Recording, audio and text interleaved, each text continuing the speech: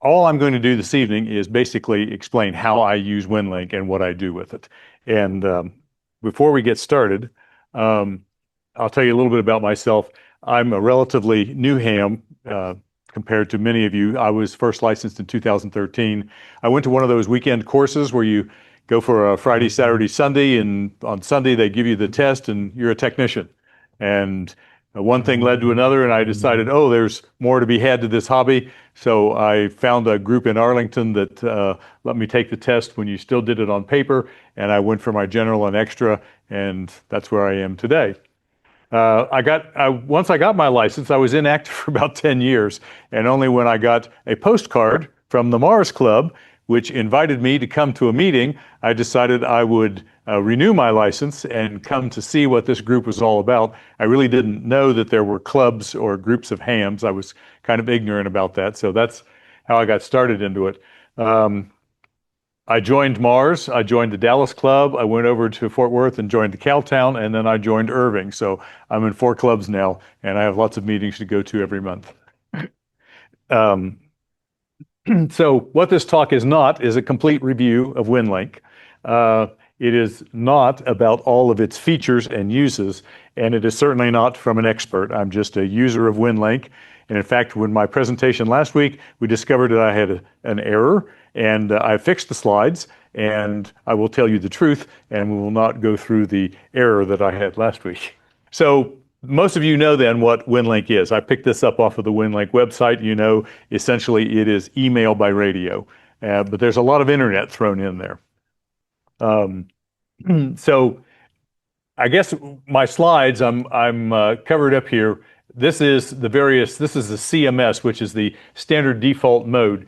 When you send a message from your computer, you know you're sending it to a radio message server by way of RF typically, and then that RMS in turn, Andy's going to fix my problem.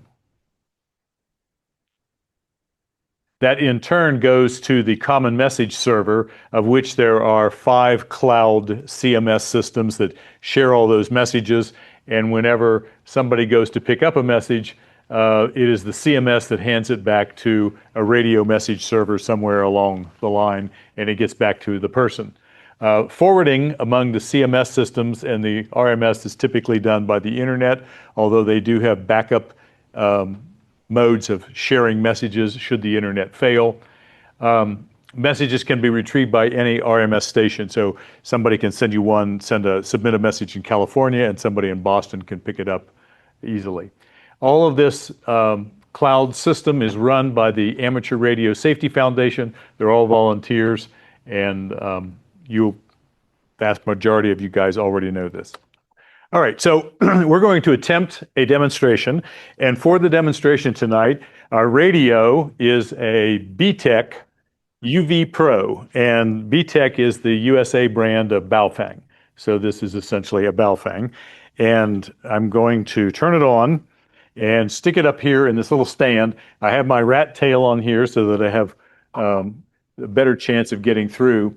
This is connected to, or it has the frequency for the Dallas Amateur Radio Club, their Winlink server, which is W5FC-10. It is actually down the street. You know where the Johnston outpost of the YMCA is along Valley View? The president of the club actually has this server at his house. So that's where it's located. So it's pretty close by. And this radio is going to be our monitor. It is set for the same frequency. When this one transmits, it's quiet.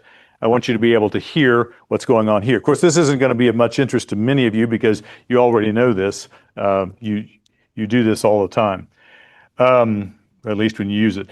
So the second part of this is the Dell laptop, which is this. This is one of those $200 refurbished things that you get off of Amazon. I like it because it has a handle and I can carry it around. I should have told you not to reposition the camera. Sorry. And then the W5FC-10 Winlink station, it's at 145.030 megahertz. And so what I was going to ask you is if any of you have your phone or you have laptops, typically in the Dallas Club, at least 6 people bring laptops. If anybody wants to send a message to N4AKL at winlink.org, be sure that the subject contains that code. That was my error from last time. You have to have //WL2K space R and then another slash. And you can put a subject after that. Without that code, if you are not in the whitelist maintained on this laptop, it will reject your message as spam. So that code will say, hey, I really want this to go through, and the R means it is a routine message. So we're going to get Winlink Express here.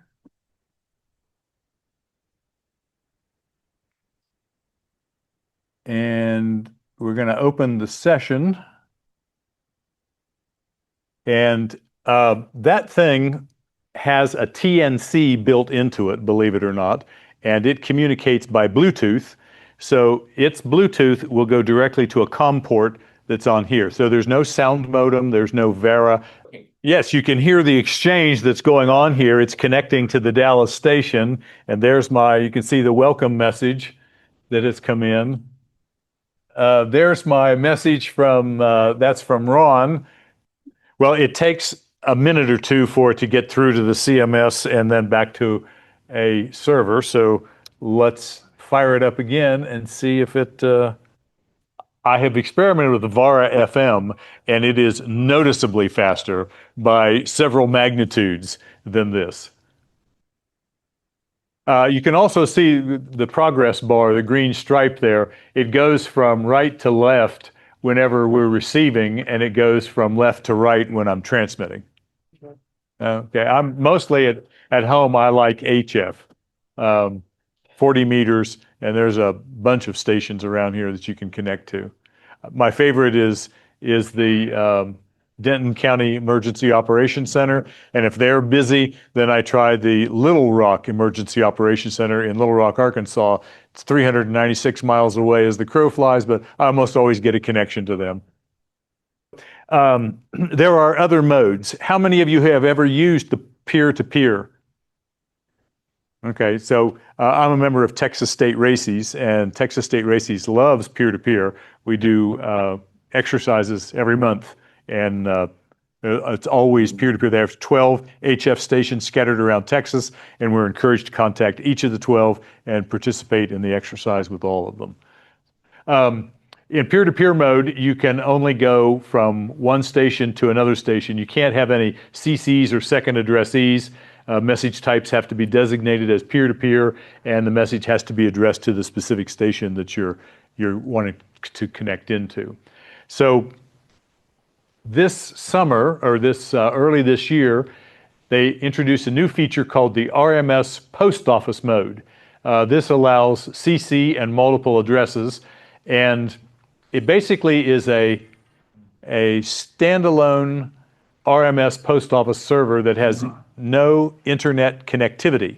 And I'm running one out of my house, which is about 2 blocks that way, on 80, 40, and 30 meters, using the RMS Tri-Mode program that gives it 3.5 seconds on each band, and then it goes to another band, and then so forth, so that you can connect to it on any of those frequencies. There's another gentleman who's doing the same thing in concert with me, so I'll explain that on the next slide. But the RMS post office server is intended to be a store and forward operation. There's no telnet involved, and it's strictly radio. Messages are held for a configurable number of days, and then they're purged from the database, and the Winlink sysop gets to decide what that is. And some of these stations, they may or may not be public. That is a source code. The vast majority of Winlink stations that you'll see listed are all designated as public. Mine was established for the North Texas NVIS group. How many of you here have ever heard of or are members of the NVIS group? Okay, well, I have a slide on that. N4AKL, which is me, and a guy by the name of Jeff Vane, he's at KI7GJG. We have our stations up on 80, 40, and 30 meters on the same frequencies. So all you have to do is to use any of that frequency, and if you address it to him, you go to his station. He is in Boyd, Texas, and I'm here in Farmers Branch. And we have ours configured for 31 days. You send a message, it'll sit in there for 31 days and it's purged. Part of the reason why we have to do that is if you make a mistake or somebody sends it to an invalid call sign or to a tactical address and they spell it wrong, no one can ever pick it up. So it just sits there. As a sysop, I see these messages in the queue because I can see the queue and I can purge them manually. But if you don't do anything after 31 days, they go away. But I designated a terabyte of storage on a dedicated server so I could handle all of the world's messages there and they could sit for a long time. The future plan for Jeff and I is to link our stations together in hybrid mode. In other words, we're going to use HF as a fallback, and that will be so that the messages are synchronized between our two stations so that you can leave a message on one of our stations and pick it up from the other one. That's the plan. We have attempted this several times and have been completely unsuccessful in getting our stations to talk to one another, even by pestering the authors of Winlink on how this feature works. We can't seem to make it work. The North Texas NVIS group, which is in the groups.io community, is free to join. They focus on doing NVIS, which is near vertical incidence skywave, and my antennas, 80 and 40, are NVIS antennas, so that I'm warming the clouds and letting the signal bounce back down and hopefully picking up anybody within 300 or 400 miles. If you join the NTX NVIS group, we have periodic nets. There are nets designated for SSB, for Vera AC, JS8 call, and Winlink practice. So if you have an interest in NVIS and you want to do any of those digital modes or just talk to somebody on SSB, the NVIS and North Texas NVIS is a good group to know. So the primary thing that I started doing was playing with what's called Winlink Wednesday. And that's Wednesday of every week. There was an original Winlink database set up by the Virginia Emergency Communications Group to encourage their members to use Winlink. And they encourage people to contact them by radio only. They won't accept telnet messages. And you send a short message. They tell you each week what they want the message to be. It pretty much follows a predictable pattern. And if you are consistent and you don't make any mistakes and you do it 100 times consecutively, you can earn your Winlink Wednesday Century Club badge that says you have had 100 consecutive. And I'm pleased to announce that this week I earned my 100th connection consecutive. But it was foreshadowed by the guy who is 2 call signs above me alphabetically. He got his 500th connection, consecutive connection. So my 100 didn't seem to be much of a accomplishment compared to somebody. If you think about that, 52 weeks in a year, he's been at this consecutively for almost 10 years and has not missed sending.